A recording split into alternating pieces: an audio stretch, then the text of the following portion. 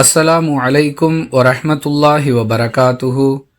நீதியாக நடக்கக்கூடிய தலைவர், அல்லாஹுவின் வணக்க வழிபாடுகளில் தம் மனதை பறிகொடுத்த இளைஞன், பள்ளிவாசலோடு தொடர்பு வைத்திருக்கக்கூடிய மனிதர், அல்லாஹுவுக்காக ஒன்று கூடி அல்லாஹுவுக்காகவே பிரியக்கூடிய இருவர், அழகும் அந்தஸ்தும் உள்ள ஒரு பெண் தவறான செயலுக்கு தன்னை அழைக்கும் பொழுது நான் அல்லாஹுவை அஞ்சுகிறேன் என்று சொல்லக்கூடிய மனிதர், வலதுகை கொடுப்பதை இடதுகை அறியாத வண்ணம் தர்மம் செய்யக்கூடியவர், அல்லாஹுவை நினைத்து தனிமையில் அழக்கூடிய மனிதர் ஆகிய 7 சாராருக்கு அல்லாஹுவின் நிழலை தவிர வேறு நிழலே இல்லாத மறுமை நாளில் அல்லாஹு தன் அர்ஷின் நிழலை வழங்குவான் என அல்லாஹுவின் தூதர் ஸல்லல்லாஹு அலைஹி வஸல்லம் அவர்கள் கூறியதாக அபூ ஹுரைரா ரலியல்லாஹு அன்ஹு அவர்கள் அறிவிக்கிறார்கள்.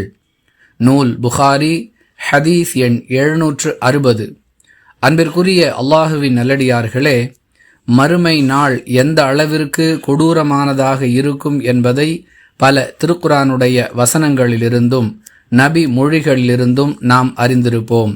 அப்படிப்பட்ட அந்த கொடூரமான நாளில் எந்தவிதமான பதட்டமும் இல்லாத நிலையில் அல்லாஹுவின் அர்ஷுடைய நிழலில் அமைதியாக இளைப்பாறக்கூடிய வாய்ப்பை நாம் பெற வேண்டுமென்றால் இந்த ஹதீஸில் குறிப்பிடப்பட்ட அந்த 7 வகையினருள் ஒரு வகையினராக நாம் இருக்க வேண்டும்.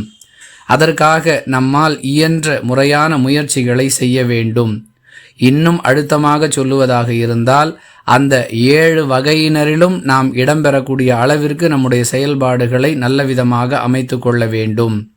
இவ்வாறு முயற்சித்தால் அர்ஷின் நிழல் கிடைக்கும் என்பதில் எந்த சந்தேகமும் இல்லை.